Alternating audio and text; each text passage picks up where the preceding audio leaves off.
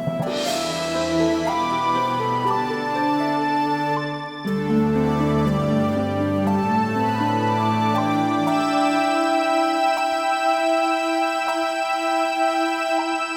dear sinceres, it's a new moon, this time in Aquarius. For those of you who might want to know why this moon period is important, the new moon, well, it's associated with a period of beginnings, new beginnings. It's like a gestational period where we can start, we can restart, we can refresh, reposition, plant new seeds, launch new intentions to the universe, make new projects, or even like almost as if you were opening the window to your room to just let the fresh air, the new fresh air in, to just renovate the air and the environment around you. It's new eyes, new fresh look, and high forward vision with Aquarius, and that's what we'll be analyzing today. And of course, there will be a new moon in Aquarius ritual to help you connect with the energies and have an impulse in your life. And so with this new moon, we will have this new moon taking place on the 1st of February or the 31st of January, depending where you are. But if you're in the UK, it will be around 5 a.m. UK time. And it will bring a tone of progress and restrictions. It's happening at 12 degrees 19 in Aquarius, and it has a Gemini decan and a Gemini dwad, and it's also conjuncting Saturn, that is at 15 degrees 30 minutes. So this new moon being in Aquarius will bring humanitarian ideals, futuristic aspiration for long-term goals and wishes, progressive ideas, desire for freedom. And if we add the Gemini undertones, we'll have this kind of touch of information, learning new skills, finding practical solutions, and building networks of knowledge, communication, meeting people, socializing. But let's not forget that Saturn is very close, so this might be happening in a kind of a slow way with some restrictions or obstacles, or maybe a new sense of maturity or groundedness with discipline and structure. It could be that some places might be introducing restrictions to access information or the internet, or that the people who are fighting for freedom and humanitarian ideals might find some kind of governmental restrictions or kind of opposition from the government. The new moon represents new beginnings. And in Aquarius, it will bring that outlook towards the future, that aspiration of what's ahead. Futuristic visions and a much broader perspective with humanitarian vision, the kind that is kind of a sci-fi futuristic kind of show with technology advancements, but also a much more fraternal connection of the world, a reframing and a confirmation of what our long-term goals, our dreams, aspirations and wishes, our objectives are, and where do we see ourselves in a few years' time. What have we become, and are we more of our authentic selves? How much have we progressed, evolved? Aquarius is a sign that seeks the betterment of humanity, but also to preserve the authenticity, the uniqueness of the individual. So this is very connected to the individual, to the person themselves. And this new moon will also be great to just let go of the things that don't serve us, that don't serve humanity, to think of new ways, create new inventions, new creations allied with science, technology, and also, of course, humanity's improvement, the humanity's spiritual improvement, and also material improvement. But this is also a very detached new moon that simply lets go of the past, and anything that ties it down. Is not the most emotional of moons, and it doesn't place feelings in the decision factor. It tends to be much more mental, though with a very, very huge vision of the future, and it can also manifest an eccentric side, a certain unpredictability, a certain uniqueness. And though Aquarius is a humanitarian sign, very focused on humanity, it very much appeals to the authenticity of the individual. It doesn't always feel that it fits with the social culture that it's in, or can even manifest kind of a contrarian or unusual ways of expression as a way to distinguish themselves. I mean, the natives of Aquarius, a way to distinguish themselves from others. It can also bring feelings of they may feel a bit too ahead of their own time. With Saturn conjuncting this new moon, it may not feel as adventurous or daring, but having a kind of a tension between themes of freedom and restrictions worldwide, as Uranus is still squaring Saturn. I want to travel, but what are the restrictions to the country I want to go to, or the restrictions when I come back to my country, for example. And we also will still see themes of not being as able to move freely as we please in certain areas of the globe, or seeking to give more structure on an individual level as a path to freedom, individual and worldwide level as well. It's also possible to see certain themes that might appeal to tradition or old backward ways of doing things as the reinvented solution for the current and future problems. That to have freedom, there has to be more rules, more restrictions, more impositions that actually end up by limiting freedom. Almost like, well, yes, you can be free in this 10-meter square of space, but if you try to go further, you are really not that free and you have to be stopped kind of theme. Almost like if you're free to be free in your house but not outside. Because Saturn imposes limits, boundaries and frontiers, structures, and Uranus wants to be wild, free and nonconformist, flowing and boundaried, unpredictable, and sometimes that can lead to rebellion, chaos, or extremes. We can also hear with the Saturn-Uranus square about new internet rules or cyber attacks, news related to supply chain, resources, or the financial world. In terms of achieving long-term goals, there may be a slowness, however, it will be accompanied with determination and firmness, with a kind of a more mature way of looking to the future, more grounded, practical, one that doesn't seek or contain that much fantasy about possibilities and all things that can happen, but actually seeks a practicality, a certain level of a security that holds on to the ancient knowledge and wisdom gained from the already proven paths. And this could also be connected to things like daily work, job, career, political arena, or leadership positions in our life. Looking at the other planets with this moon, with this new moon on the new moon chart in Aquarius, we still have a lot of action going on in Capricornian themes, bringing subjects connected to work and career, impulse with the Mars exalted, relationship and connected to the Venus now getting out of retrograde, and with the power of knowledge, of discovering secrets, and connected to mental health, of this kind of powerful communication with the Mercury still retrograde conjuncting Pluto.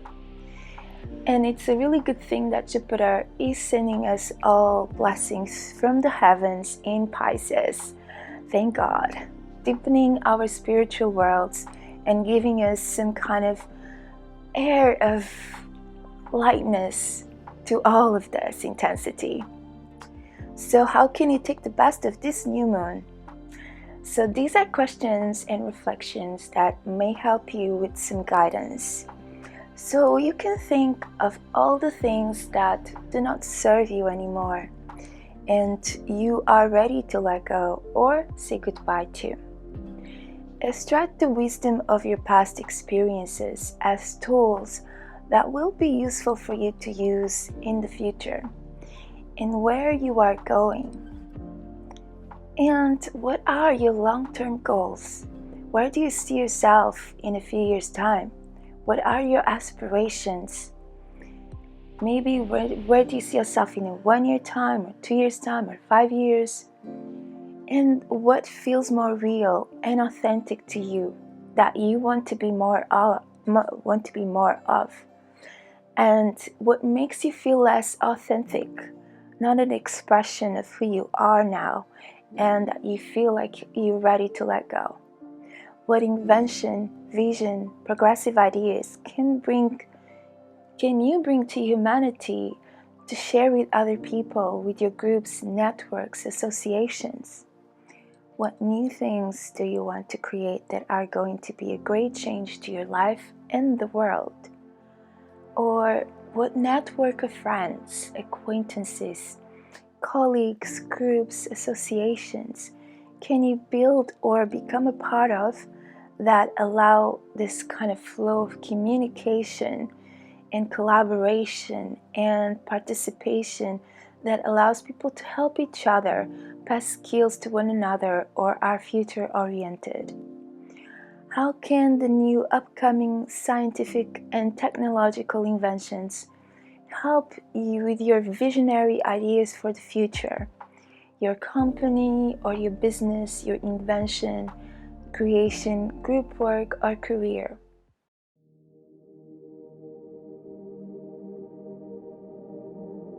Now for the ritual. In this ritual, we are going to connect our heart with the superior visionary aspect of our mind so that we can see the potential of what we can create for our future, individually and also as a part of humanity. And doing it not just with our mind, but also with our hearts, with love and care for ourselves and others. We are part of humanity as a whole, and where humanity goes, so does any one of us individually. When it progresses, we progress with it. But also at the same time, if it regresses, we will regress with it. And so before you start, if you can actually spend some minutes near nature, or a forest or a park, connecting to the trees, to the green around you, doing some kind of forest bathing, that will be amazing, especially if you can find a lake nearby. It will be amazing if you can also receive some sunlight or watch a sunrise in the morning of the ritual. And if you want, you can also do this ritual in nature, preferably with the greenery around you, vast greenery around you. Or you can also do it in your home or room. And some colors you can wear that will help you with this ritual: comfortable outfit, for example, with full white or white mixed with optional colors of baby blue, indigo, turquoise, or greenish colors. These will help you connect more to the positive energies of the heart and of your mind. Optionally, you can also light a white or baby blue or turquoise candle during your ritual. If you're outside, you can find some kind of container where you can put the candle. And this can also be tea light type candles, or have any type of size that you want.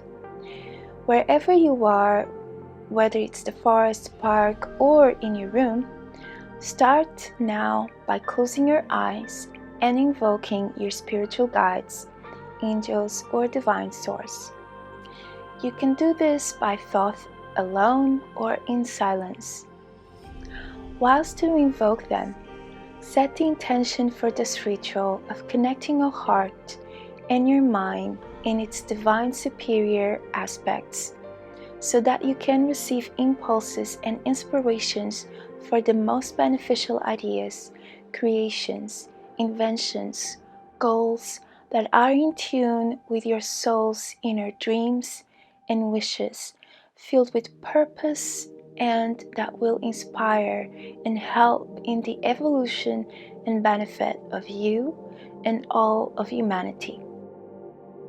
Imagine that this intention forms a sphere of light, of white light, with baby blue tones if you want, in front of you, and offer it to your guides, angels, or source, completely asking for these to be aligned with your highest good and of the whole universe. You can optionally light some myrrh, sandalwood, or jasmine incense that will help with the mind clarity, or rose, bergamot, lemon, balm, chamomile, neroli, and again sandalwood that will help with the heart connection. Now close your eyes and prepare to meditate for 10 minutes. You can sit in a lotus position, but I would recommend that if it's comfortable for you, that you sit in your legs and knees. So you sit on top of your legs and knees, almost like you're kneeling, and making sure that the feet don't touch each other, with the hands in a superhero position like this, around your waist. This is a yoga position called Vajrasana that I learned from my yoga school. I will leave the link of my school below in case you want to learn more about the yoga that I practice. Relax your body. And now start by centering in the heart and let the thoughts go by like the wind while focusing on your heart. While you're doing this, feel yourself connecting to the center of your being and your higher self. Then focus on the center of your forehead, a point in between your eyebrows. Here, we are connecting our hearts, Anahata chakra, and our Ajna chakra, centers to each other. If it's too hard for you to connect to both at the same time, then connect for the first 4 minutes only to your heart, and then to the point in the middle of your forehead. And then have the last 2 minutes back in the heart center again. And while you are doing this, try to feel you are connecting to your soul and divine spirit, that you are surrounded and in the presence of angels or your spiritual guides, that they are surrounding you and with you. And all that does not serve your evolution is being removed by them from your aura, your energy, your life, your relationships.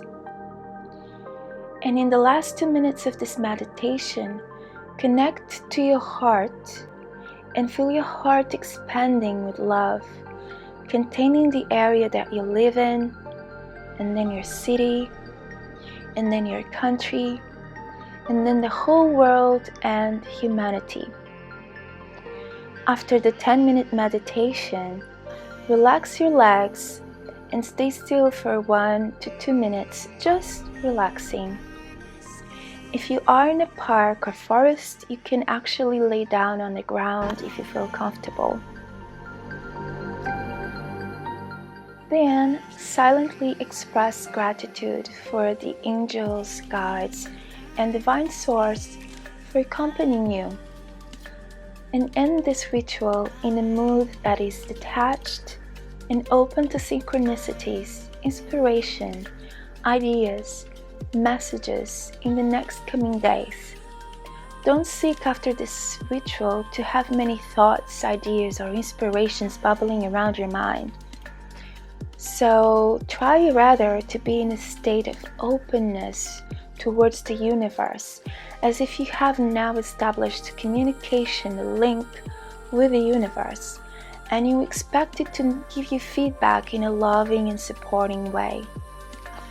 You can on the same day do a charitable action, help someone, a friend, a neighbor, or someone in need. Smile to strangers or give a compliment. Something that connects your heart with others, with other people, with humanity. And when the messages and inspirations, synchronicities from the universe happen, or when they start to happen, please make sure to notice them. Even the ones that may seem kind of banal or kind of ordinary, and write them on a diary or on your phone if you're with it, or a notebook. Because the more you notice them and pay attention to them, the more they will have a tendency to happen. If you then receive any idea or inspiration towards your soul's goals, make sure you write them and make a practical plan to achieve them while you're still connected to the divine guidance, and asked to be guided to those who will help you, that will collaborate with you in achieving a common good. If you can, also revisit nature in the next few weeks and invoke this presence, this kind of state of openness. Invoke the presence of your angels, your guides, and ask them to guide you on the right path of your evolution and that of all humanity. Ask them to help you find the solutions, ideas, inspirations that will help in this direction. And so that is all for now, and I hope you enjoyed this video. If so, please press like and subscribe below. Also, visit me at cynthiasincere.com for readings and consultations. And please don't forget to subscribe to this channel if you want to see more of these videos. Wishing many blessings and Aquarian heartful visions. See you next time.